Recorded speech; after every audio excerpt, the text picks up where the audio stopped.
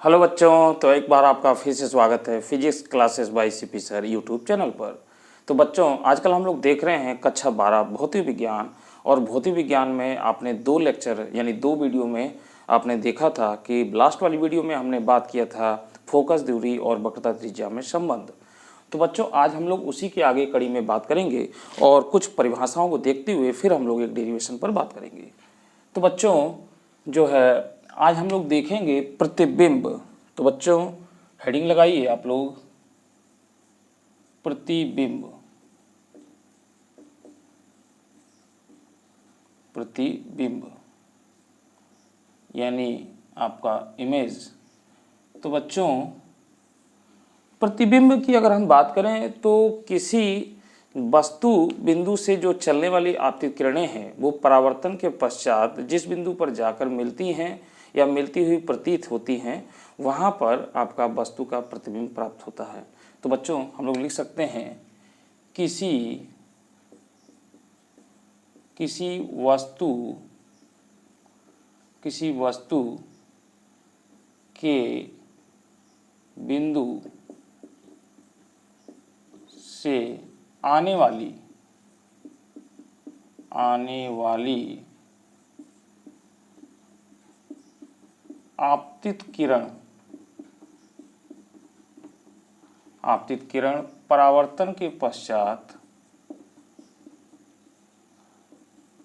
परावर्तन के पश्चात जिस बिंदु पर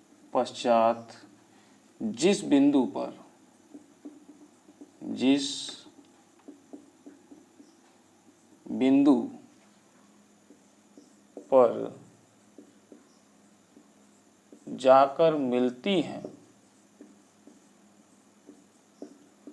या जिस बिंदु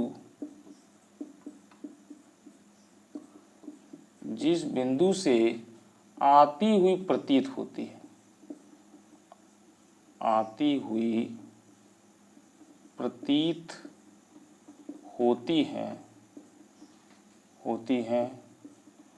उस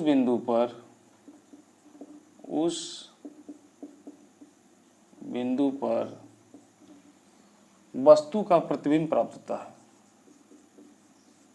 वस्तु का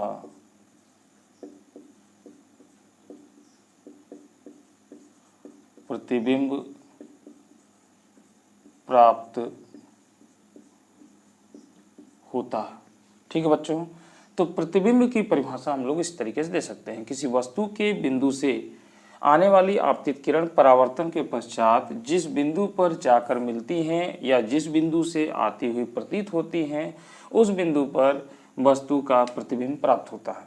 अब बच्चों प्रतिबिंब जो है वो दो प्रकार का होता है। तो हम यहाँ पे लिख सकते हैं प्रतिबिंब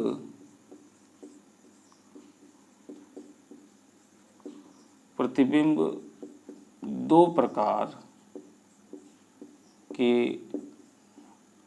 होते हैं। तो बच्चों कौन कौन से होते हैं? पहले की अगर हम बात करें तो वास्तविक प्रतिबिंब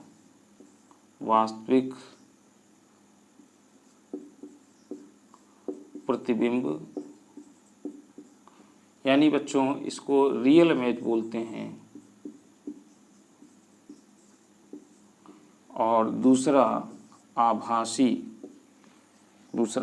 हो जाएगा आभासी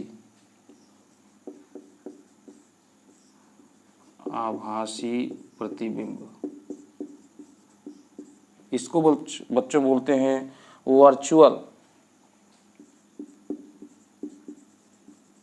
वर्चुअल इमेज।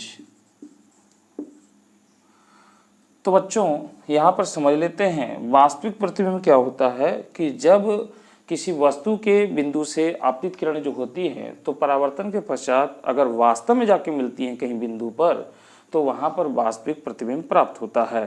ठीक है बच्चों, इसीलिए वास्तविक नाम है इसका, यानी वो किरणें वास्तव में वहाँ पर मिलना चाहिए। ठीक है, जो हमें दिखाई दे रही हैं। ठीक है, तो यहाँ पर हम बच्चों लिख सकते हैं, हम अगर इसकी परिभाषा लिखें तो पहला वास्तविक प्रतिबिंब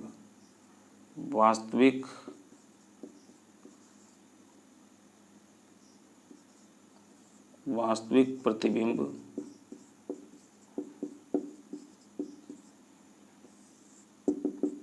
तो बच्चों इसके बारे में हम क्या लिख सकते हैं कि किसी वस्तु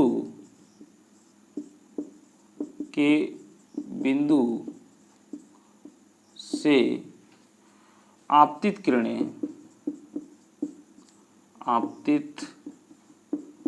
किरणें परावर्तन के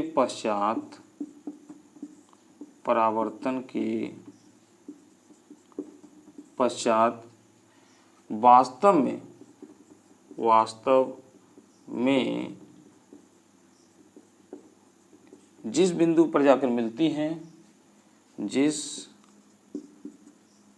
बिंदु पर जाकर मिलती हैं तो वास्तविक प्रतिबिंब प्राप्त होता है। वास्तविक प्रतिबिंब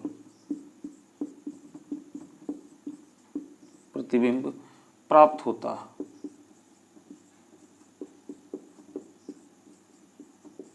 ठीक है बच्चों, और बच्चों यहाँ पे हम बढ़ा सकते हैं वास्तविक प्रतिबिंब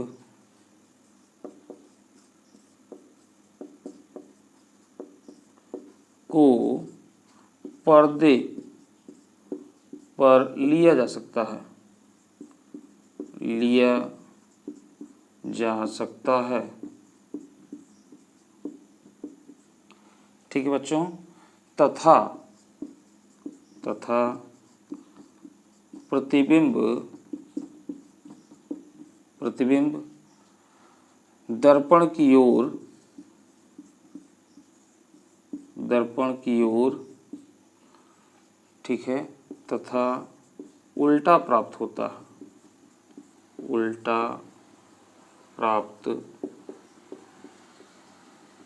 है। ठीक है बच्चों, यानी आपका जिधर वस्तु रखी है, यानी हम लिख सकते हैं प्रतिबिंब दर्पण की ओर प्राप्त होता है, यानी जहाँ वस्तु रखी होती है वहीं पर, और इसका उल्टा प्रतिबिंब प्राप्त होता है। इसमें किरणें वास्तव में जाकर वहाँ पर मिलती हैं बच्चों, इसलिए वास्तविक प्रतिबिंब। अब बच्चों इसकी परिभाषा जैसे इसका उल्टा करेंगे तो लिख सकते हैं, इसके लिए लिखें आभासी प्रतिबिंब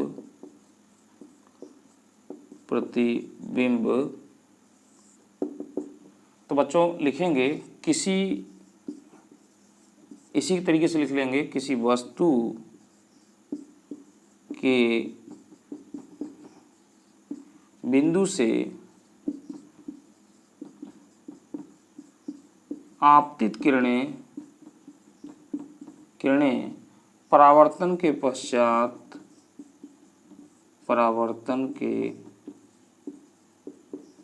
पश्चात किसी बिंदु से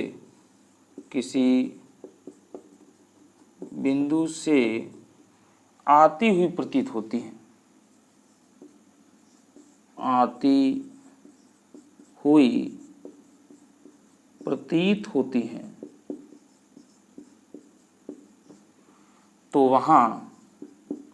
तो उस बिंदु पर आभासी प्रतिबिंब प्राप्त होता है। आभासी प्रतिबिंब प्राप्त होता है।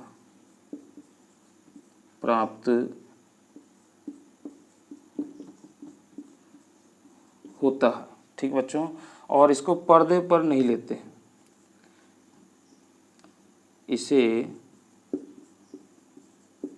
पर्दे पर प्राप्त नहीं किया जा सकता है, तथा प्रतिबिंब दर्पण के पीछे तथा सीधा प्राप्त होता है।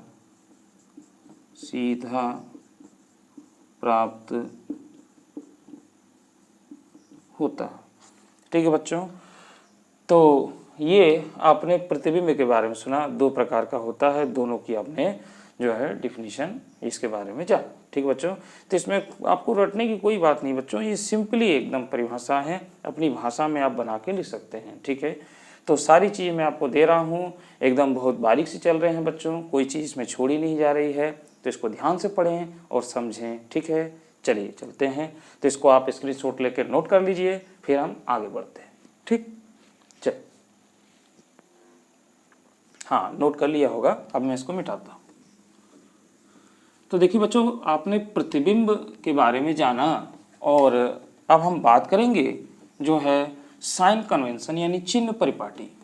ठीक है बच्चों, चिन्ह परिपाटी बहुत इंपॉर्टेंट बच्चों, क्योंकि न्यूमेरिकल लगाने में बहुत काम आएंगे और भी कई चीज़ों को डेरिवेशन को समझने में काम आते हैं, इसलिए चिन्ह परिपाटी का ज्ञान होना अति आवश्यक है, क्योंकि आगे के डेरिवेशन में चिन्ह परिपाटी बहुत ही आवश्यक है। तो बच्चों, चिन्ह इसी में ना होगा बच्चों, चिन्ह परिपाटी, परिपाटी इसको बोलते हैं साइन कन्वेंशन। तो बच्चों इसमें देखिए लिखने की बहुत ज़्यादा आवश्यकता नहीं है, आपको थोड़ी सी स्याही डाल लें।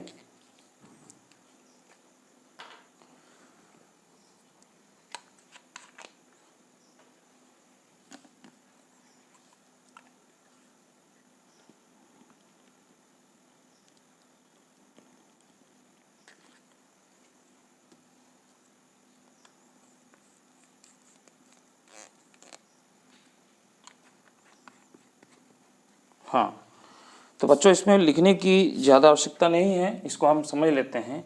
देखिए बच्चों, हम कोई जैसे दर्पण बना रहे हैं, तो ये हमारा कौन सा दर्पण हो गया बच्चों, अवतल दर्पण। ठीक है, एक बार में आप समझ जाएंगे, कुछ चीज़ें होंगी तो आप अपने से नोट भी कर लेंगे, क्योंकि हर चीज़ों को नहीं लिखा जाता है।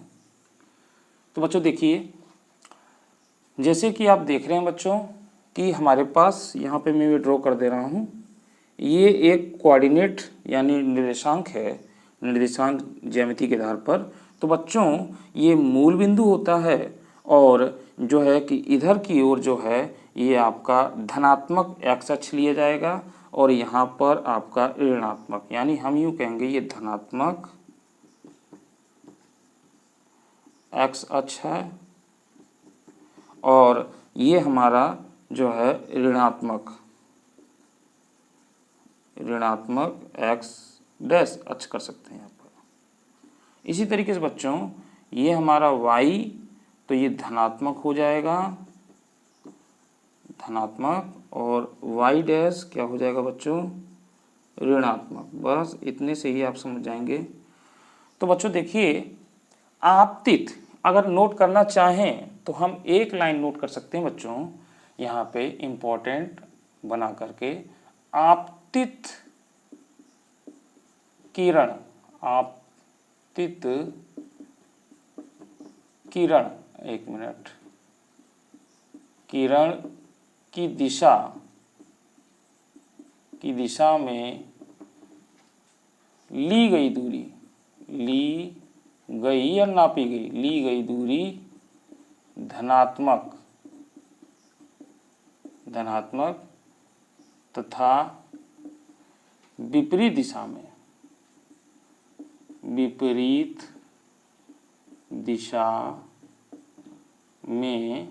ली गई दूरी ऋणात्मक ली जाती है। ठीक है बच्चों, तो बच्चों देखिए, अगर प्रकाश हमारा इस तरीके से आपतित होगा तो ये प्रकाश की दिशा है बच्चों, किसकी दिशा है, प्रकाश की दिशा। ठीक है बच्चों, और सारी दूरियां बच्चों कहाँ से ली जाती हैं, दर्पण के ध्रुव से ली जाती हैं, यानी इसके ध्रुव से। ये जैसे मूल बिंदु है आपका इस तरीके से, तो बच्चों ये हमारी दिशा है। अगर हम जो है इसके ध्रुव से आगे तक की दूरी को और इधर की दूरी को इधर से ऐसे, तो बच्चों देखिए, अगर यहाँ से दूरी इधर की ओर ली जाएगी तो आपतित किरण ऐसे जा रहा है और आप दूरी इधर नापेंगे, यानी इधर की ओर नापा जाएगा, यहीं से ली जाएगी। ऐसे नहीं कि यहाँ से यहाँ चलेंगे, इसी से चलना है हमको। ध्यान दे बच्चों, इसी से चलना है हमको। तो अगर हम इधर की ओर आते हैं तो देखिए प्रकाश ऐसे जाएगा, हम आएंगे ऐसे, तो विपरीत हो गया। तो जो भी दूरी आप इधर लेंगे यानी इधर, तो वो ऋणात्मक में मानी जाएंगी। ठीक है बच्चों। अब ये प्रकाश इस तरीके से आगे बढ़ रहा है बच्चों। अगर हम इधर की ओर जाएंगे तो देखिए प्रकाश की दिशा में जा रहे हैं, तो यहाँ से यहाँ जो भी दूरी ली जाएगी वो क्या होगी, धनात्मक ली जाएगी। ठीक है। अब इसी को चाहे तो आप लिख लें, मैंने आपको समझा दिया, कुछ आप नोट्स बनाएं। तो यहाँ से दूरी ली जाएगी तो सबके सब वो धनात्मक हो जाएगी, और इधर की तरफ आएंगे तो क्या हो जाएगी, ऋणात्मक हो जाएगी। बस यही आपको काम करना है बच्चों। जैसे हम अगर वस्तु यहाँ पे रखते हैं, ठीक है, तो मान लेते हैं यहाँ पे वक्रता केंद्र है। अगर हम यहाँ पे PC यानी अगर R लेते हैं तो बच्चों PC इधर आ रहे हैं तो ये ऋणात्मक दूरी हो जाएगी। अगर ये वस्तु रखा है तो वस्तु की दूरी को हम लोग U से लिखते हैं, तो P से यहाँ तक आ रहा है। जैसे मान लेते हैं A है, ये B है, तो PA ये दूरी हो जाएगी U, तो U माइनस में आ जाएगा, ऋणात्मक आ जाएगा। ठीक बच्चों। प्रतिबिंब अगर यहीं बन रहा है तो वो भी ऋणात्मक में आ जाएगा, अगर उधर बनेगा तो उस दिशा में जाएंगे तो धनात्मक हो जाएगा। बस यही चीज आपको देखनी है। यानी इधर जितनी भी दूरी आएगी प्रकाश के आपतित किरण की विपरीत दिशा में हो जाएगी तो वो ऋणात्मक, और इस दिशा में चले जाएंगे तो धनात्मक बच्चों। बस दूसरी बात बच्चों कि ये मुख्य अक्ष है, मुख्य अक्ष के ऊपर यानी ये जो दूरियां होंगी, जैसे वस्तु की जो लंबाई है यानी वस्तु ये है, या प्रतिबिंब इधर बन रहा है, इधर ही बन रहा है, तो वो सब धनात्मक हो जाएंगी। अगर नीचे की ओर आ रहा है मुख्य अक्ष से तो उसको ऋणात्मक दिया जाएगा। यानी इस पर जो है कि y अक्ष धनात्मक दिशा हो गई और यहाँ से इधर की ओर ऋणात्मक दिशा हो गई बच्चों। बस इसमें और कुछ नहीं है। अब 2 पॉइंट इंपॉर्टेंट नोट कर लीजिए बच्चों। 2 पॉइंट क्या है, अवतल दर्पण की फोकस दूरी यानी F, ये क्या होगी, ऋणात्मक होगी बच्चों, ऋणात्मक। ठीक है, ऋणात्मक होगी। और वहीं पर उत्तल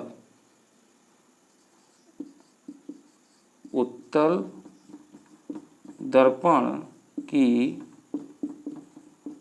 फोकस दूरी क्या हो जाएगी बच्चों, F धनात्मक होगी। ये आपको 2 पॉइंट याद कर लेने हैं। अवतल दर्पण की जो फोकस दूरी होगी वो क्या होगी बच्चों, ऋणात्मक होगी, और उत्तल की क्या होगी, धनात्मक होगी। ठीक है। तो बाकी आप समझ सके हैं, इधर से इधर आने पर जितनी दूरी हम नापेंगे वो ऋणात्मक में होगी, और हम यहाँ से इधर की ओर जाएंगे तो आपतित प्रकाश तो बच्चों ऐसे डाला जाएगा, तो इसकी दिशा में जाएंगे तो इसकी दिशा में जितनी दूरी नापेंगे वो धनात्मक हो जाएगी, इसके ऊपर जितनी नापेंगे दूरी वो आपकी धनात्मक हो जाएगी, इधर आएंगे तो ऋणात्मक हो जाएगी। बस और कुछ नहीं है। बाकी ये 2 पॉइंट आप नोट कर लीजिए। तो स्क्रीनशॉट ले लीजिए इसको, फिर मैं मिटाता। चलिए स्क्रीनशॉट ले लीजिए। हाँ बच्चों, तो अब मैं इसको मिटा रहा हूं बच्चों, देखते हैं आगे। अब बच्चों कुछ हम नियम देखते हैं जो कि हमें जरूरत पड़ती है इसकी। तो देखिए क्या है नियम में बच्चों। तो हम लोग अब आगे पढ़ेंगे इसमें गोलीय दर्पण से बनने वाले प्रतिबिंबों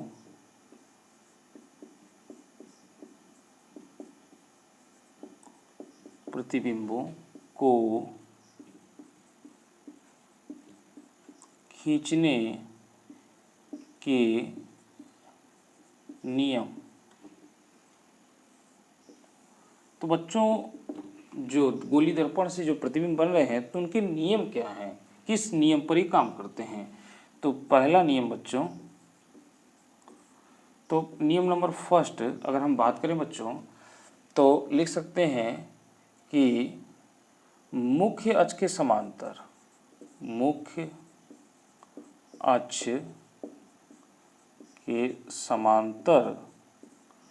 आने वाली किरणें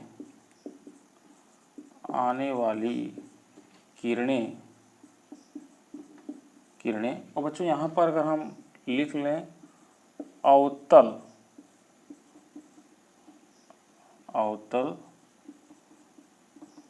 दर्पण, तो हम अवतल दर्पण में बात कर रहे हैं बच्चों। मुख्य अक्ष के समांतर आने वाली किरणें अवतल दर्पण में परावर्तन के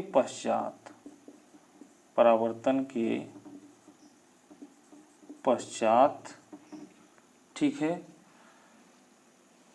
परावर्तन के पश्चात फोकस से होकर जाती है, फोकस से होकर जाती हैं, ठीक है। और बच्चों यहाँ पर हम लोग लिख सकते हैं आने वाली किरणें अवतल दर्पण में परावर्तन के पश्चात फोकस से होकर जाती हैं तथा उत्तल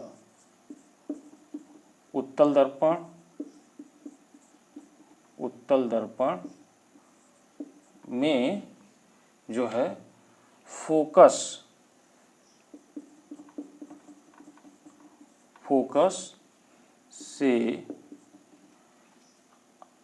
से आती हुई प्रतीत होती है,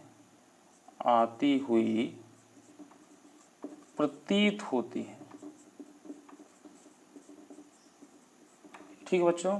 इसका रेखा चित्र बनाते हैं। देखिए एक तरफ हमारे पास अवतल दर्पण है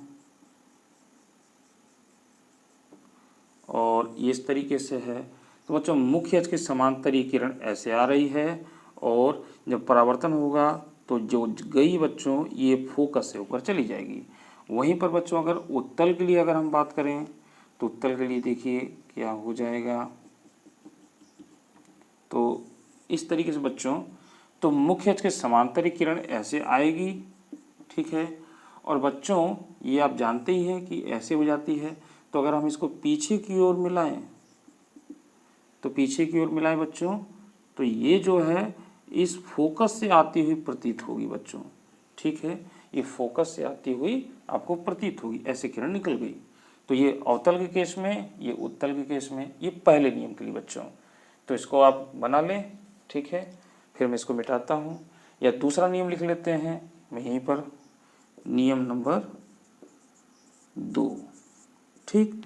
तो बच्चों हमने यहाँ पर मुख्य अक्ष के समांतर कहा था। अब हम बात करेंगे ऐसे कि यहाँ पर सीधे लिख लेते हैं अवतल दर्पण, ज़्यादा अच्छा होगा। अवतल दर्पण में फोकस से आने वाली किरणें, फोकस से होकर जाने वाली किरणें परावर्तन के पश्चात जो है मुख्य अक्ष के समांतर हो जाती है, मुख्य अक्ष के समांतर हो जाती है, ठीक है। तथा उत्तल दर्पण, ठीक है बच्चों, उत्तल दर्पण में फोकस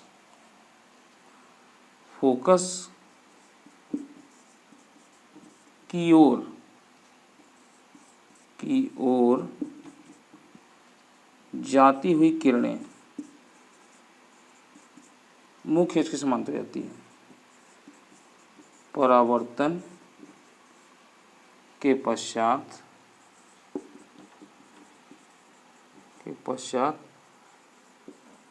मुख्य अक्ष के समांतर हो जाती हैं, समांतर हो जाती है, ठीक। तो बच्चों ऊपर वाला मिटा लें, तो इसी का हम रेखा चित्र यहाँ पे बनाएं।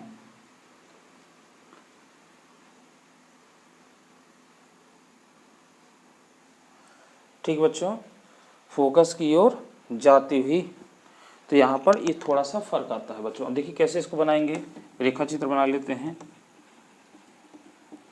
दूसरे नियम के लिए बच्चों ध्यान दीजिएगा, इसका यहाँ पे बन रहा है, नीचे जगह नहीं है, ये आपने बना ही लिया है।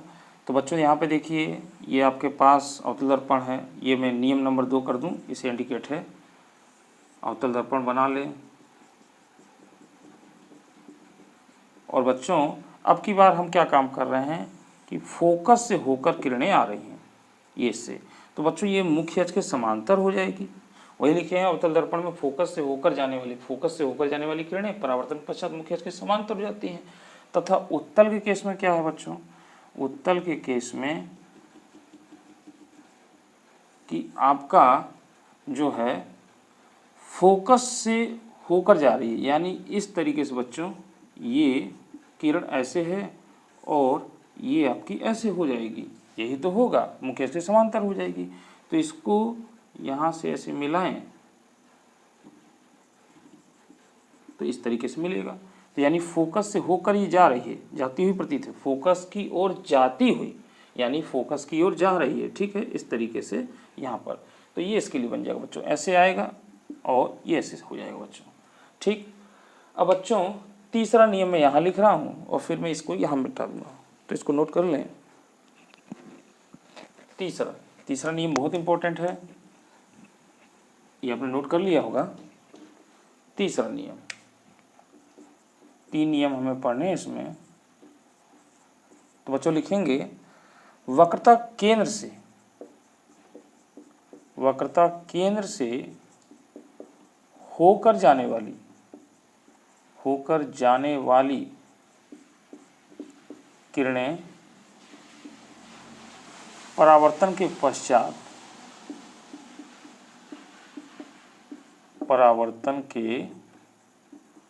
पश्चात उसी मार्ग से वापस लौट आती हैं, उसी मार्ग से वापस लौट आती हैं। बस ये एक ही लाइन में हो गया बच्चों। तो इसको मैं मिटा रहा हूँ, दूसरा नियम, मतलब ये इसका, और इसको बना देते हैं। तो देखिए बच्चों क्या हो जाएगा, ये हमारा अवतल दर्पण है, ठीक। तो बच्चों अब की बार हम क्या काम करें, जैसे ये फोकस था, ये हमारा वक्रता केंद्र, ठीक, दुगना हो गया। तो बच्चों अगर इस मार्ग से होकर जाएगी, ठीक है, यहाँ पर, तो देखिए इस तरीके से है, तो ये इसी मार्ग से वापस लौट आएगी अवतल दर्पण केस में। और बच्चों उत्तल दर्पण के केस में क्या हो जाएगा, तो ये उत्तल दर्पण हमारा हो गया, ठीक है। तो उत्तल दर्पण बच्चों जैसे आपका ये है, तो इधर ये सी हो गया, तो बच्चों इसको ऐसे दिखा दें, ठीक है, और ये आपका ये जो है यहाँ से इसको ऐसे मिला दें, ऐसे मिला दें, ठीक है, ये ऐसे मिला दें। तो बच्चों ये आपका ऐसे और ऐसे वक्रता केंद्र से होकर जा रही है और फिर इसी मार्ग से वापस लौट आ रही है, तो यहाँ पर ये सी हो जाएगा, इसको ऐसे दिखा दें। तो बच्चों इस तरीके से ये 3 नियम आपने जाने जो कि बहुत महत्वपूर्ण हैं, जो कि डेरिवेशन में आपकी मदद करते हैं और न्यूमेरिकल लगाने में भी आपको बहुत महत्वपूर्ण है, ठीक है। तो बच्चों साइन कन्वेंशन यानी चिन्ह परिपाटी, प्रतिबिंब और आपने गोली दर्पण से बनने वाले प्रतिबिंबों को खींचने के लिए 3 नियम महत्वपूर्ण पड़े। तो बच्चों आज की वीडियो में इतना ही। वीडियो आपको अच्छी लग रही है, समझ में आ रहा है बच्चों, तो इसको ज़्यादा से ज़्यादा लाइक करिए, शेयर करिए। जिस तरीके से आपने मुझे सपोर्ट किया है बहुत बहुत धन्यवाद करता हूँ आपका। इसी तरीके से आप अपना ये सपोर्ट बनाए रखिए, ठीक है, और मैं भी आपके लिए लगातार वीडियो लाता रहूँगा, ठीक है बच्चों। तो अगले वीडियो में हम लोग बात करेंगे और जो है अवतल दर्पण के लिए सूत्र, उसके लिए निगमित करेंगे बच्चों, और फिर उसके आगे हम लोग कुछ और भी चीज़ें देखेंगे। तो आज की वीडियो में इतना ही, अगली वीडियो में हम लोग फिर मिलते हैं, तब तक के लिए धन्यवाद।